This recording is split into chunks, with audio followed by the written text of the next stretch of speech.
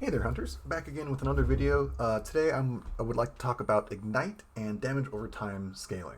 I've been playing my Ignite Gemma for about a week now, and I played a Wilt Yoga build before this, so I've had a little bit of time to mess around and experiment with ailments, and I think it's just about time to make a video.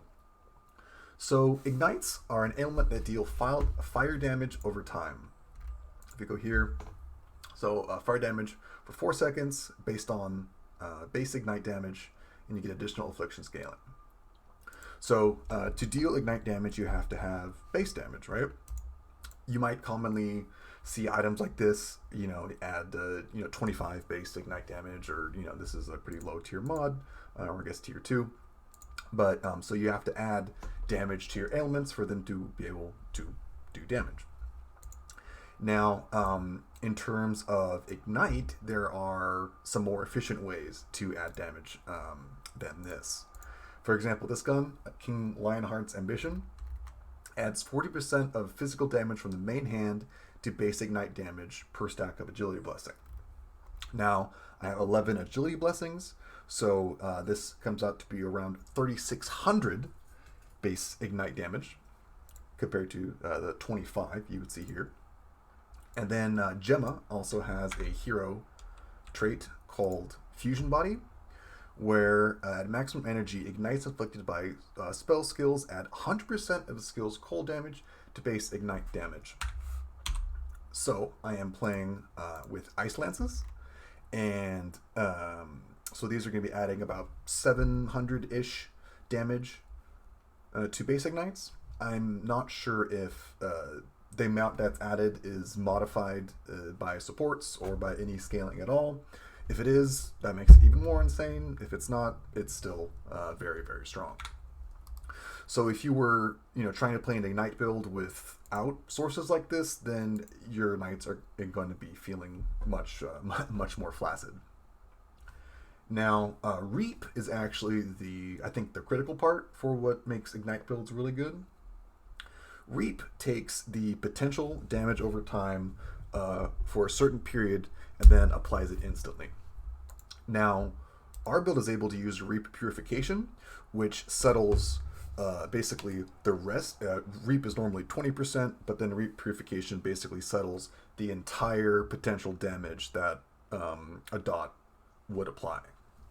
So when you're playing an Ignite build and you're using items like this, Sun's Embrace, which is probably the most overpowered item for builds like these, it not only adds 1 second to the duration. I believe that's what this does. It's a little bit hard to interpret, but from what I believe, this adds up 1 second to Ignites, makes it from 4 to 5.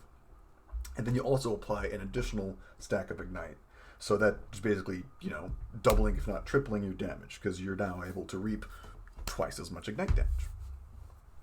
Now, Reap Purification is normally a downside, but in builds like this, where you're either attacking quickly, or in my case, cast wall channeling quickly, you hit, reap the damage, and then basically reapply it again instantly. Now, something else that's really great about Reap is it takes damage from all DOTs affecting the target. So I'm using several different damage over time skills in this build. Path of Flames as my cast wall channeling trigger.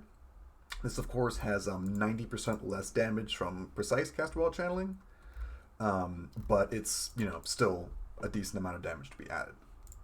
Frost Pool, of course, is a massive amount of damage, lasts over 5 seconds, and not only it's just a huge source of Reap, it also modifies Ice Lances, and then also helps apply Affliction. Affliction is very good, especially for Ignite builds, because Ignite gets a 30% Affliction modifier. So the sooner you apply maximum Affliction, that applies to all the damage you would deal over the duration, and is something like a 200% modifier with all the scaling you get. It's kind of ridiculous. So let's see, Frost Pool, this is a Reap source. My Path of Flames is a Reap source. And then I have a Reap source here on my necklace. Now, as an Ignite build, you generally want to be reaping as much as possible. So I'm using the Feline Steps boots. These give me 8% reaping cooldown recovery speed per stack of Agility Blessing, and I have 11 blessings, which makes it at 88% reaping cooldown recovery speed. So this one, it goes from 6 seconds to about 0.75, and then the ones from my skills are about a 0.25 second cooldown, so I'm just reaping constantly. Now, something that's really great about Gemma is that Frostfire Strength makes it so increases and reductions to fire and cold damage are basically scaled equally. So we are doing, of course, fire and cold damage here. And it's just all of the damage merges and scales together, and it's just really efficient. And when you can take advantage of items like this, where you not only get elemental spell skill level, which scales basically everything, you can also get 70% elemental damage, scales everything, and an often underappreciated modifier is elemental resistance penetration. So a lot of people will use like the raw damage curses, Entangled Pain or Scorch, which are just raw multipliers.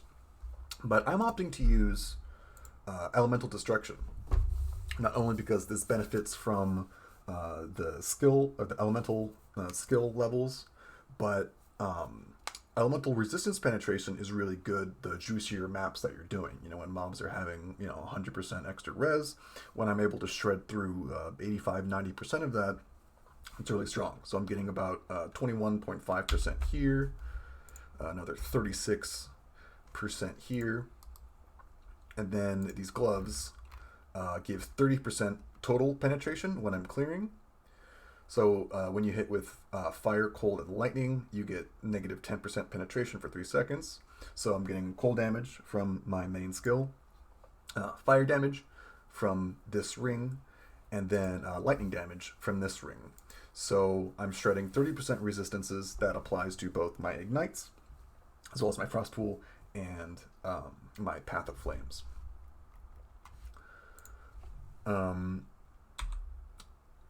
And what's kind of interesting about Reap is you don't have to just drill in on ailment damage, because it reaps all potential DOT. You can use things like Mana Boil to scale Frost Pool and Path of Flames really strong.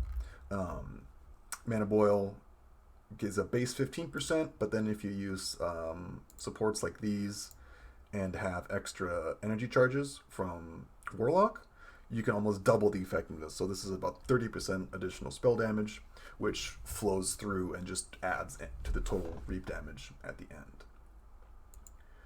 Now, it was a little bit weird switching over from a Wilt build, as Wilt builds you want to get as many stacks as possible and have multiple reap sources, and you have to scale reap duration, as opposed to Ignite builds where ailment duration is of course important, but you can just use reap purification and you really only need 1, maybe 2 reap sources.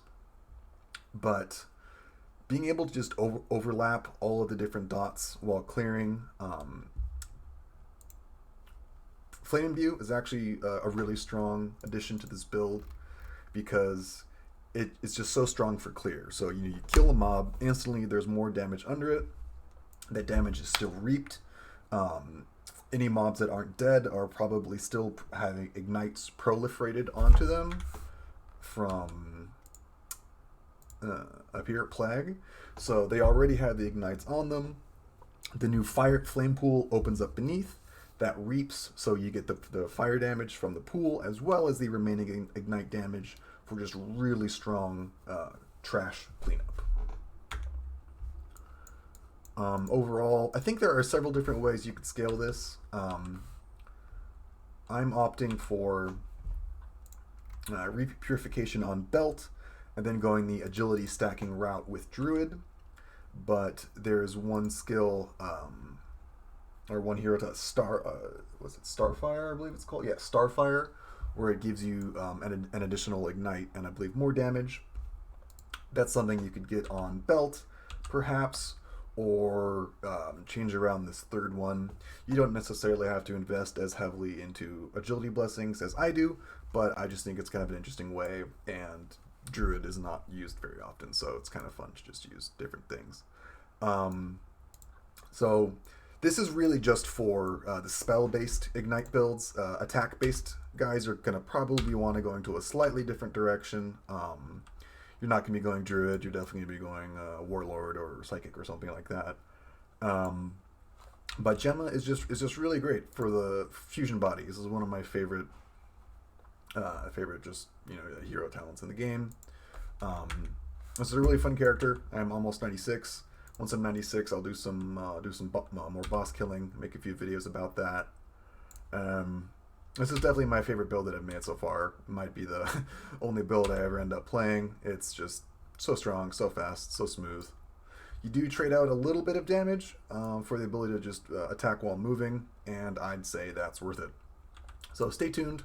Keep an eye on my Twitch or my YouTube. I stream every now and then. And yeah, thanks for watching. See you guys around.